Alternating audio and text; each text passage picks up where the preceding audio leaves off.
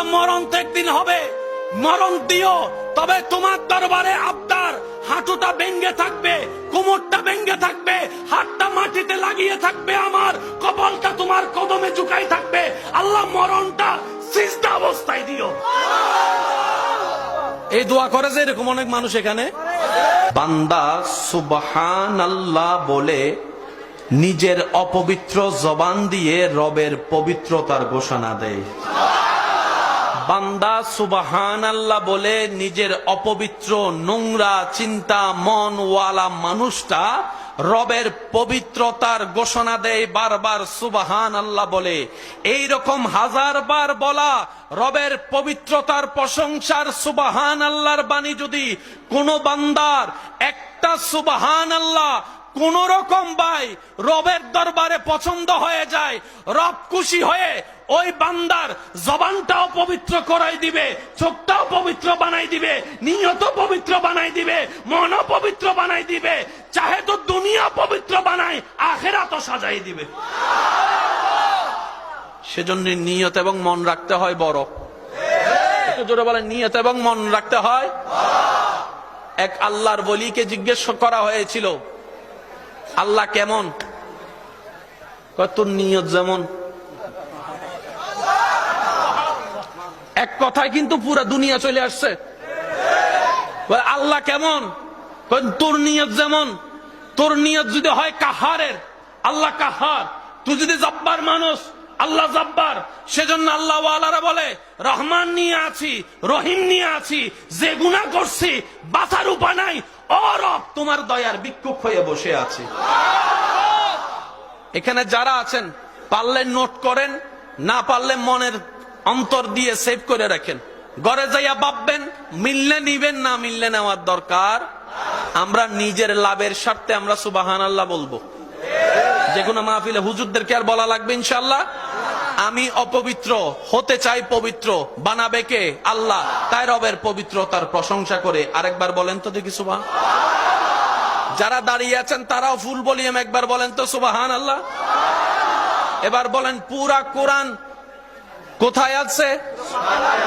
এবার সূরা ফাতিহার প্রথম নম্বর লাইনটা সবাই মিলে বলেন, আলহামদুলিল্লাহি রাব্বিল আলামিন। সূরা ফাতিহার প্রথম নম্বর লাইন আল্লাহ শুরু করেছেন 4 শব্দ। এবার পরেরটা দেখেন, আর রহমান, আর রহিম।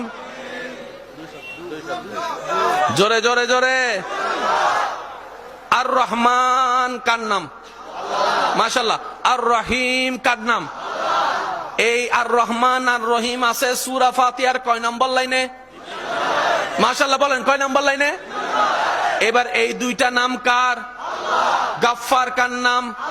কিন্তু এখানে গাফফার। সত্তার কার নাম? কিন্তু এখানে সত্তার। জব্বার কার নাম? এখানে জব্বার। আছে কি? বলেন রহমান রহিম আছে কি?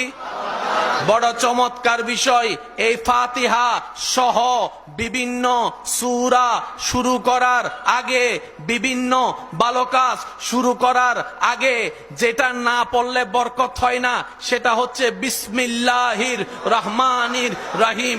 হাজারবার পড়েছি, খেয়াল করার টাইম হয় নাই।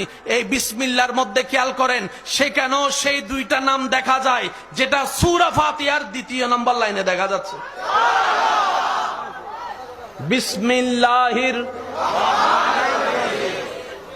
আলহামদুলিল্লাহি রাব্বিল আলামিন। আর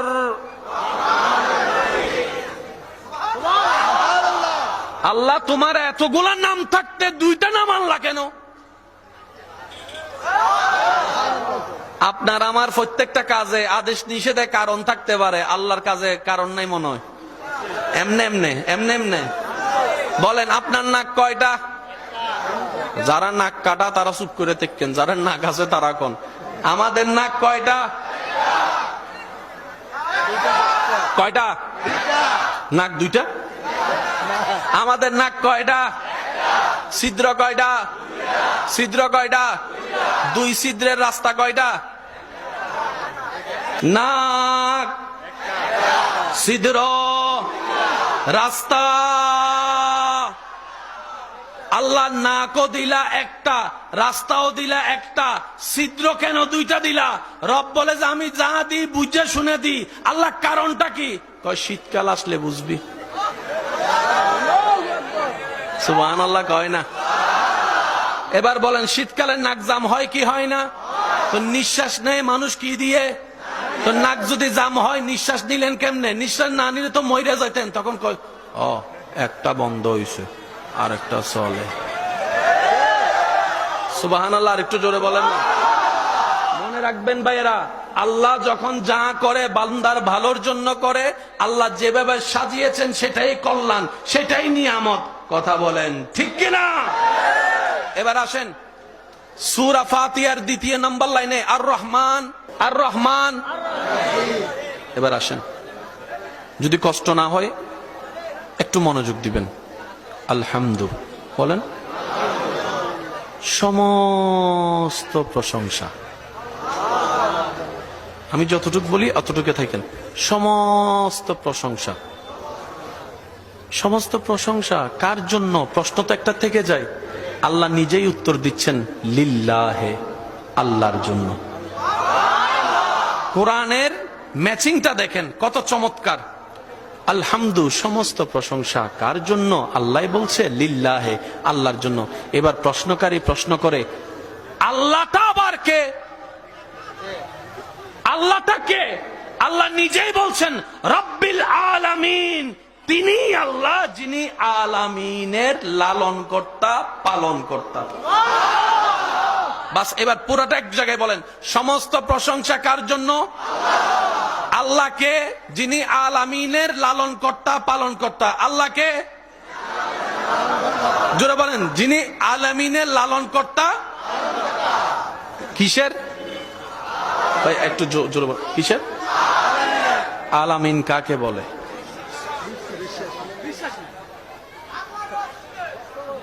আলামিন কাকে বলে? সায়েন্সের ভাইয়েরা গভীর মনোযোগ। বিজ্ঞানের চোখের মধ্যে গ্যালাক্সি আছে না নাই? আর্টস কমার্স চুপ করে থাকেন, সায়েন্সরাও কইেন গ্যালাক্সি আছে না নাই? ইউনিভার্স আছে না নাই? আর্থ আছে না নাই? ওয়ার্ল্ড আছে না নাই? একটু জোরে বলেন না। নেপচুন আছে না? প্লাটো আছে না? আর একটু জোরে বলেন। শনি গ্রহ, বুধ গ্রহ, রবি গ্রহ, সূর্য, চন্দ্র, এই সব কিছু কার সৃষ্টি? আমরা আছি কোথায়? জোরে বলেন, আমরা আছি কোথায়? সকালবেলা আলো দেওয়ার জন্য উঠে কি? এই সূর্য আর পৃথিবীর বড়ত্ব কতটুকু বিজ্ঞান আমাদেরকে উত্তর দেয়। এইরকম 13 লক্ষটা পৃথিবী এক জায়গায় করলে যত বড় হবে, সূর্য মামা একাই তত বড়। আর সেই সূর্য হচ্ছে আল্লাহর সৃষ্টির ছোট্ট একটা গ্রহ। সূর্যকে গিল্লে খাইয়ে ফেলতে পারে এমন গ্রহ না, আমি বলবো না, আপনারাই বলেন। এমন গ্রহ, এমন গ্রহ, এমন গ্রহ, সমস্ত গ্রহের উপরে সব গ্রহ নক্ষত্র এক জায়গায় করলে যে শব্দটা দাঁড়ায় এটার নাম গ্যালাক্সি। যুবকরা বলেন আরে ভাই, এরকম কোটি কোটি কোটি কোটি কোটি গ্যালাক্সি আছে যে পড়ে রয়েছে, কারো কোনো খবর। এবার আলামিন কাকে বলে? আমি শুধু বলতে থাকবো, আপনারা শুধু সুবহানাল্লাহ বলতে থাকবেন। পারবেন ইনশাল্লাহ? চাঁদপুরের ভিতরে বরুড়া আছে, বরুড়ার ভিতরে দাউদকান্দি, আবার কয় আছে? বরুড়ার ভিতর দাউদকান্দি, দাউদকান্দির ভিতরে ঢাকা, ঢাকার ভিতরে বরিশাল, বাংলাদেশের ভিতর বরিশাল, বাংলাদেশের ভিতর চিটাং, বাংলাদেশের ভিতর কলকাতা। হ্যাঁ হ্যাঁ হ্যাঁ, আরো জোরে বলেন। বাংলাদেশের ভিতর কলকাতা, ইন্ডিয়ার ভিতর কলকাতা, ইন্ডিয়ার ভিতর মুম্বাই, ইন্ডিয়ার ভিতর দিল্লি, ইন্ডিয়ার ভিতর করাচি, পাকিস্তানের ভিতর করাচি, পাকিস্তানের ভিতর দুবাই, পাকিস্তানের ভিতর দুবাই, আমেরিকার ভিতর সিডনি আছে না নাই? আমেরিকার ভিতরে আপনার ওয়াশিংটন আছে না নাই?